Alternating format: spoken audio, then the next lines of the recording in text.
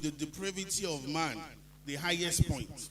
Àlùfáà fẹ́ràn ìwé Málákì torí àwọn nǹkan mèremère tó wà nínú ẹ̀. Because when the priests were talking, the people were responding. Nítorí pé ní ìgbà tí àwọn àlùfáà ń sọ̀rọ̀, àwọn ènìyàn ń dá wọn lóhùn. Places like you have robbed me, then they respond, where have we robbed you? Ní ìgbà tó ń sọ pé ẹ ti ja Ọlọ́run lólè, àwọn èèyàn ń béèrè pé níbo la ti jà ọ́ They lólè. had become confident in their own self. Wọ́n ti dára wọn lójú pé àwọn òjò Ọlọ́run lólè. And heaven got to a moment of pause. Ọ̀run dúró. You know, after Prophet Malachi, it was Jesus that came. Lẹ́yìn wòlíì Málákì, Jésù ló tún tẹ̀lé. What did we do to Jesus? Kí ni a ṣe sí Jésù We nígbà put tó him wá? on the cross and killed him. A kàn án mọ́ àgbélébù, apá ni. And so the love of God was limitless for us.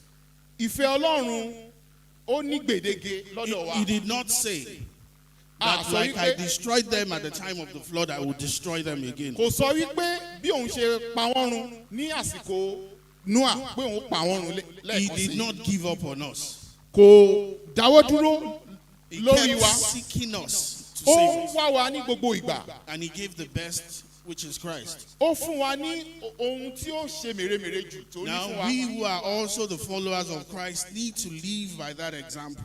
Àwa tí a jẹ́ àtẹ̀lé Jésù, a nílò láti fi Jésù ṣe àpèjúwe. We hear things like, "Ibi tá a bá dé, Ọlọ́run á wò ẹ́." Mo ti gbìyànjú tèmi, àbí?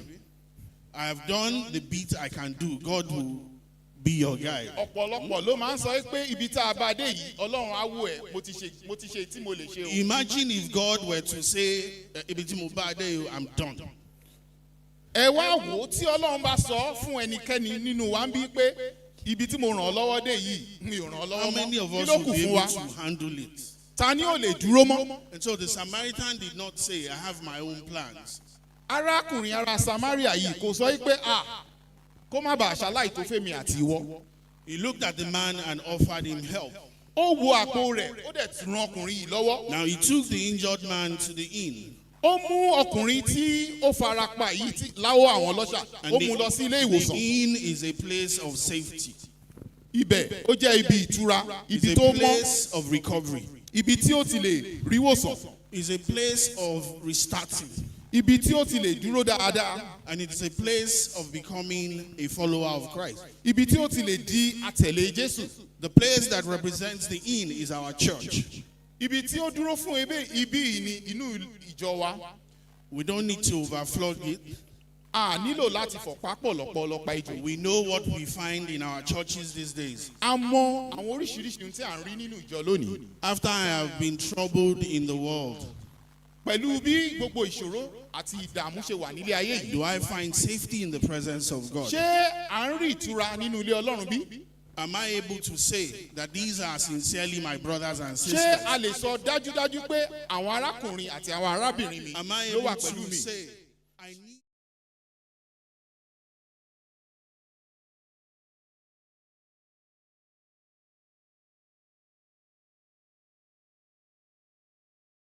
Tí a máa ń sọ lọ́kàn wa ni pé inú ilé yìí ò gbè mí jẹ́ kí n padà if síta. we misrepresent the character of God, we have not done right. Tí a bá ṣe aṣojú Jésù bí ó ṣe yẹ àti bí ó lódodo. If people come as they are and they remain as they are, we have not done right. Tí àwọn ènìyàn bá wá tán wọlé sínú ìjọ tí a jẹ́ kí wọ́n rí ìràpadà nù wa tó dẹ̀ padà bọ́n ṣe wá náà ṣe lọ à ṣe dáadáa tó. I pray God will help us to know our role in the body of Christ. and Àdúrà mi perform ni as well. pé Ọlọ́run ó ràn wá lọ́wọ́ kí a lè mọ ojúṣe wa nínú iṣẹ́ ṣíṣe yìí. One other thing that this person did is he paid the inn owner with his own money. Ohun kan tó ṣe náà tún ni pé ó san owó ní àpò ara rẹ̀ fún ìwòsàn yìí. And that means that we need to come out of our pockets sometimes.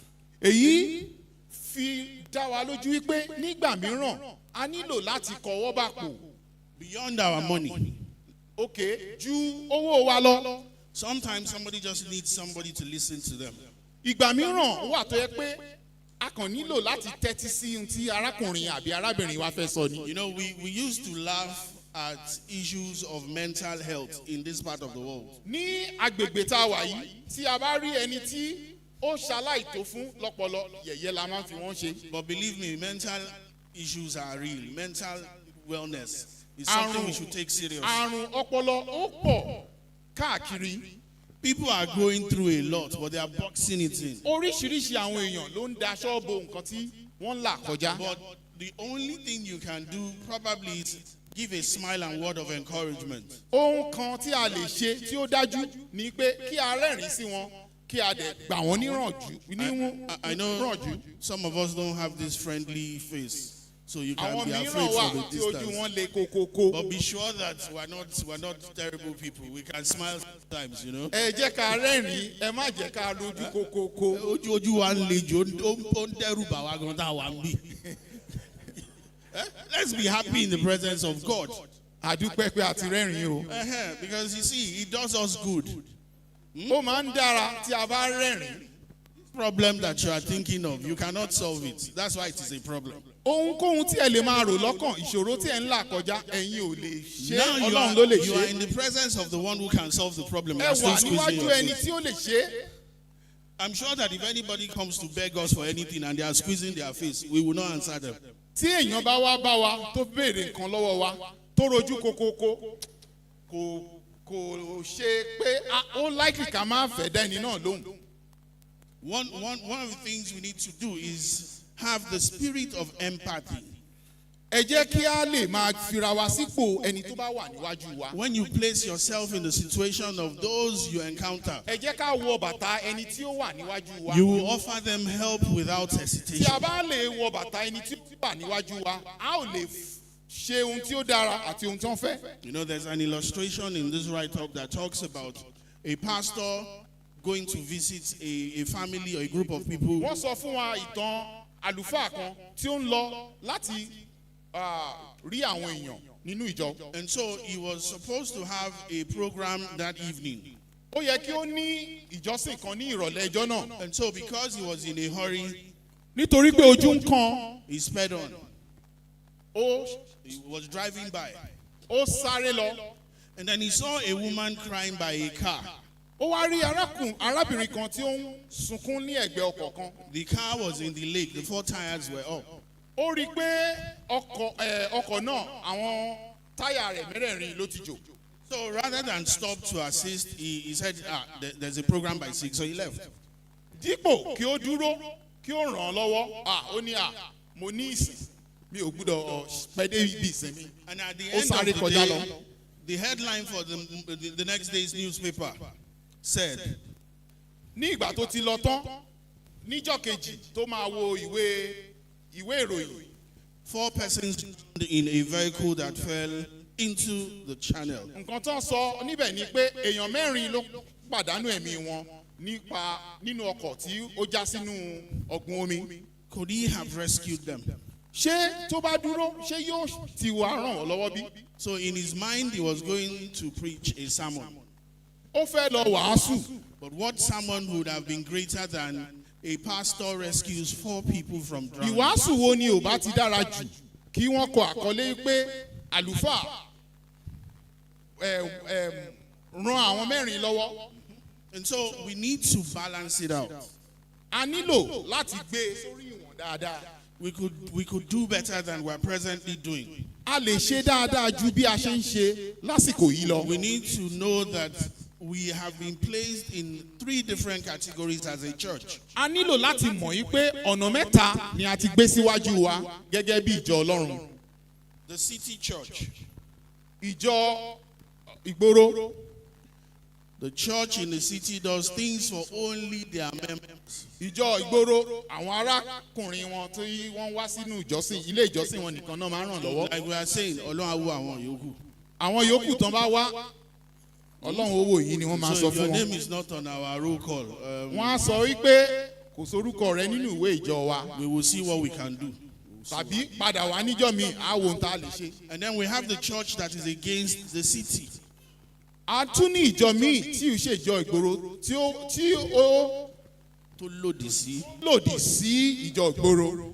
Now, the church that is against the city is the church where when they want to do their own things, They put a wall around themselves. Don't let them contaminate us. àwọn ìjọ yìí àwọn ló dúró fún àwọn ìjọ tó yẹ pé ẹ rí wọn wọn á mọdí yí ìjọ wọn ni. Because if they come to us, they can cause problem. wọ́n á sọ yìí pé ẹ jẹ́ àmọdí ẹ má jẹun wá tán bá wá bá wa wọ́n lè tán máa darapọ̀ mọ́ wa wọ́n lè bà wá jẹ́. So the day you see somebody who is a member of your church talking to one of them, that person is in trouble. ìjọ tó bá rí ọmọ ìjọ wọn tí ó ń bá àwọn ará àta yìí sọ̀rọ̀ wàhálà ti dé bọ́mọ ìjọ This is a náà. church that is against helping people who are addicted to things. àwọn ìjọ yìí ni àwọn tí wọ́n fẹ́ máa ran àwọn tí ó ní ìṣòro lọ́wọ́. Rather than help them, you stay away from them.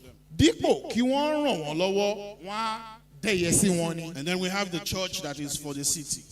àwọn ìjọ mìíràn wà tó wà fún ìjọ tó wà fún ìlú. Yeah. They look into the city and try to see what is wrong with this city and how can we fix àwọn it. ìjọ tó wà ní fún ìlú yìí wọ́n á wo ìlú pé kí ni àwọn ìlú fẹ́ràn àbí kí ni àwọn ìlú fẹ́ tó ń ṣaláìní. There are a people who see and have the love of God in them and want to share it with those outside. àwọn yìí ni ó ní ẹ̀mí Ọlọ́run nínú wọn tí wọ́n sì ṣetán láti fi hàn àwọn mìíràn. In the places where our churches are located, ní gbogbo ibi tí àwọn ìjọ wọ̀nyí wà, where our own churches are, ibi tí ìjọ onírètí bíbọ̀ wà, do they know that we are there? ṣé wọ́n mọ̀ pé a wà níbẹ̀ bí? It's not by calling this road 7-day road. kì í ṣe pé tá a bá sọ pé títì tó gba wájú wa kọjá 7-day Adventist road ni la fi lè mọ̀ pé ìjọ onírètí bíbọ̀ Jésù nìkan They ni. feel our impact in our neighborhood. ṣé wọ́n máa ń rí iṣẹ́ ìránṣẹ́ wa? Jesus went about doing good. Jésù lọ láti ṣe ohun tí ó dára. What good are we doing in our kí neighborhood? ni ohun tí ó dára tí àwa ń ṣe ní fún àwọn alábàágbé wa? God has put us intentionally in that place for this time. Ọlọ́run fi wá síbi tí a wà yìí kí a lè wúlò fún un ni. And except we practice what God has told us to do, we are not representing Him well. ó dìgbà tí a bá ṣe nǹkan tí Ọlọ́run fẹ́ kí a ṣe ìyí ni ó jẹ́ pé à ń jíṣẹ́ ìyìn rere rẹ̀ bó ṣe yẹ. Finally, as we round up, bí ní àkótán àti ní píparí I give us another illustration. a fẹ́ ṣàpèjúwe mi fún wa. A pastor was preaching on a Sabbath, àlùfáà kan wà tí ó ń wàásù ní ìjọ ìsinmi. and usually we don't stop pastors when they are preaching to ask any ṣe mọ̀ questions. yìí pé tí àlùfáà bá ń wàásù gẹ́gẹ́ bí wọ́n ṣe ń wàásù yìí a kì í dá nawọ́ sókè ká sọ pé àlùfáà mo ní ìbéèrè. But this person insisted that he needed to say something. ṣùgbọ́n arákùnrin yìí níjọ́ náà ó nawọ́ sókè pé dandan èmi fẹ́ sọ̀rọ̀ mo fẹ́ béèrè The kan. pastor agreed for him to say. àlùfáà dábàá dẹnu dúró ó yá béèrè ìbéèrè rẹ. And he said that this week his wife lost her sister. ó wá sọ pé ní ọ̀sẹ̀ yìí ìyàwó rẹ̀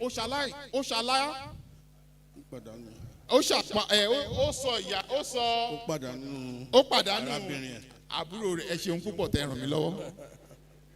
And he said none of the church members accompanied them to the funeral. ó wá sọ pé kò sí arákùnrin tàbí arábìnrin nínú ìjọ kankan tí ó tẹ̀lé wọn débẹ̀. Now this person has a resentment for the body of Christ already. irú ẹni báyìí ó ti kórìíra àwọn onígbàgbọ́. And so the pastor was quick to apologize to this person. ọkùnrin àlùfáà wa tọrọ ìdáríjì lọ́wọ́ ọkùnrin yìí. And so on behalf of all our pastors in the district, nítorí náà ní orúkọ gbogbo àwọn àlùfáà wa ní agbègbè yìí. where we have offended you, forgive us. gbogbo ibi tí a ti ṣẹ̀yìn ẹ jọ̀wọ́ ẹ dáríjì wá. Where we have not done right, forgive us. ibi tí a ò ti ṣe dáa tó ẹ dáríjì wá.